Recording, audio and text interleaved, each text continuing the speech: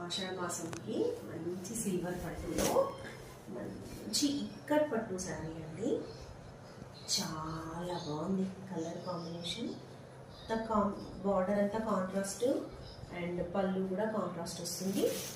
శారీ పళ్ళుకి టాసల్స్ ఉన్నాయి. This is the heavy పళ్ళు and this is the sari overall.